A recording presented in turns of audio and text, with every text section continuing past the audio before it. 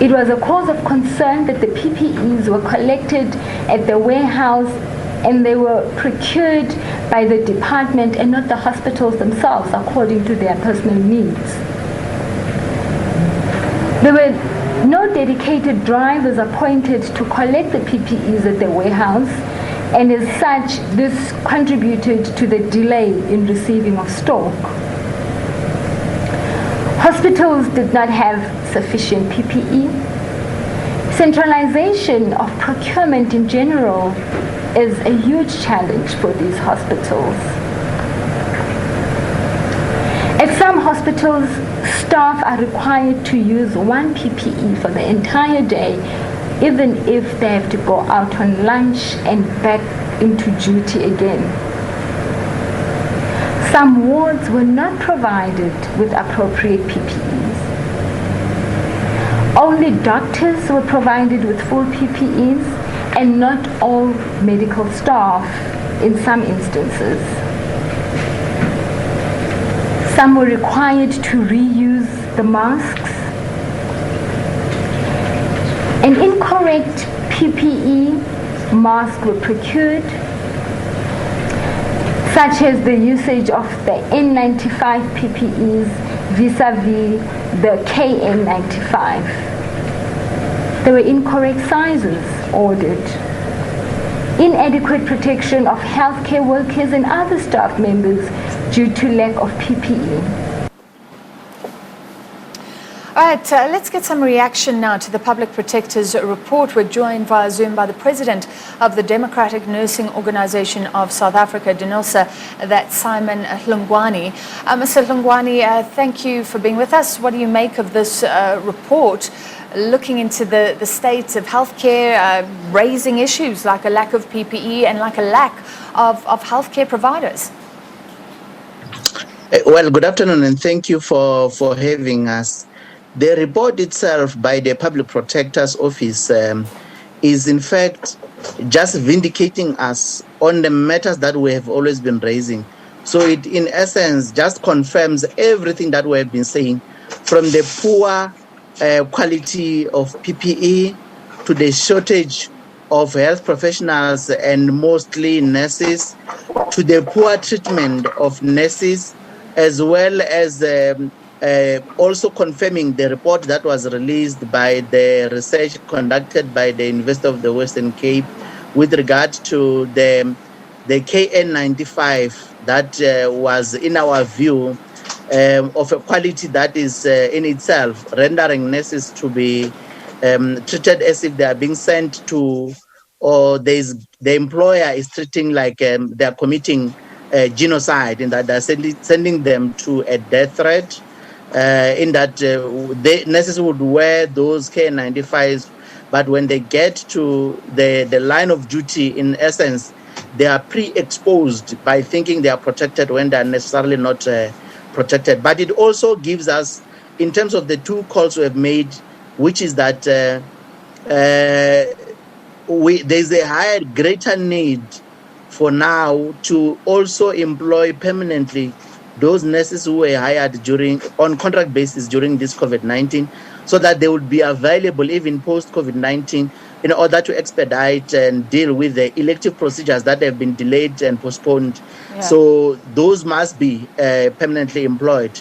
And furthermore, the need to provide for risk or danger allowance for nurses, because plainly it is clear that nurses are being put at a greater risk and they are not being remunerated or even cushioned for the impact of COVID-19, when we know that there are also other professionals within the public service who are being remunerated, which is a problem for us. So it just vindicates us and confirms exactly what we knew all along. All right, can we zone in onto the PPE? You've raised an issue there saying nurses, for example, feel like they're protected, but they're not.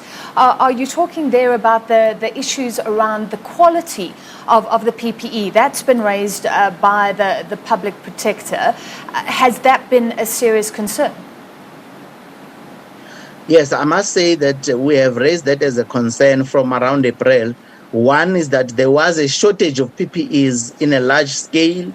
In instances where they would claim that there is PPE, the PPE was not meant for the use in the medical environment, like we've had in KZN, where the masks, including the surgical masks, there would be just the masks that are claimed to be surgical, but the masks themselves were like dust masks. Some were even plainly written that they are not for use in the medical or clinical environment. Yeah. So May there I was ask a you, what's quick the situation right speed now? of procuring these things, but they were not necessarily. What's the situation right now? You're saying you raised concerns in April, and we've been reporting on the concerns all the way along. But right now, are most nurses protected, in your opinion? No. With regard to masks, it seems it's a huge problem. There's also what we call the coveralls and above knee boots. Those are the areas that are problematic for us, in that there's a shortage, and we find management instructing nurses to say you can go in there without these protective equipments. And we have said it clear that if you want to compromise the lives of nurses, we are telling our nurses not to risk, because once a nurse becomes COVID-19 positive, the families are also going to be COVID-19 positive. The people that they ride with, even in the public transport, are going to turn COVID-19 positive. So essentially, we are committing genocide in we're using this word with deliberate intent and emphatically, because one nurse who gets positive may infect many people, including in the public transport and their own families, which in itself is going to increase the number. So currently the situation in those areas has not necessarily improved for the better. It still remains the challenge, and we are saying they must recall all the 12 products of the KN95. It means those companies that are making those KN95 without proper regulatory body approval, they are in fact prioritizing profit over and above the lives of health professionals, in particular nurses, in this regard. So they still have challenge in those. And we're still making a call that the employer must procure the proper KN95 that are effective from the companies that are doing good products, as well as the N95 that we know that they have a higher percentage of effectiveness than the KN95. So can you tell us about your deliberations with provincial governments, with national government? Because as the public, we've heard about COVID-19 corruption. We've heard about huge contracts being given to companies to provide PPE. Obviously, some of it's been problematic. But where's all the good stuff going? Or hasn't it been procured correctly in the first place? Well, we're still emphasizing that we made a call as a union, but also as COSATU through the JMC and the COSATU Central Committee, that those who are found with their hands in the cookie jar must be held to account, because they are doing bad for the public in terms of being corrupt at the expense of the public, in terms of looting within the public space, which is a very bad thing for our state. But also in our engagement, there are many transversal issues. However, there are many provincial issues that we deal with. You may know that last week, the KZN Department of Health has recalled the KN95 that are of poor quality, in order to make sure that they only utilize that are effective, that has been proven to be effective. So that is our call in the engagement with the departments differently. And in other provinces, there's also engagements.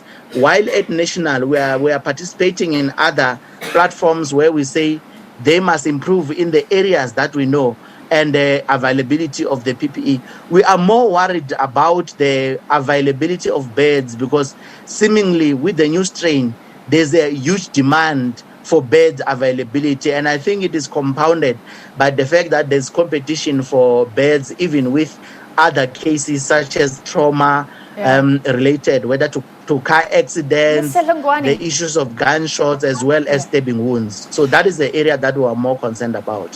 Thank you. We're running out of time, so may I ask you to respond quickly?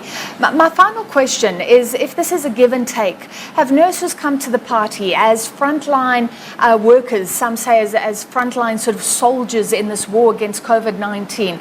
Have they been there for South Africa? And I ask because there have been reports such as nurses saying categorically they would not work at a hospital that was deemed a coronavirus hospital. That was a few weeks ago.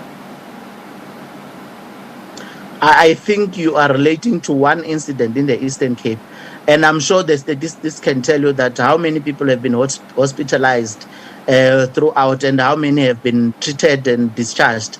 I think we cannot muddy the water by one single incident of its own grievances in that regard.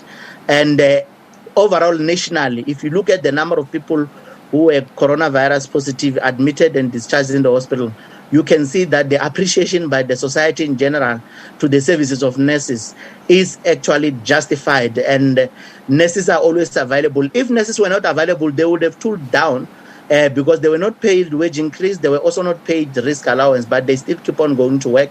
Many other departments have closed down. You can take example of schools were closed down when people turned positive, teachers, and police stations were closed down after officials turning COVID-19 positive. But there's never a clinic and a hospital that has been closed down because people were turning positive.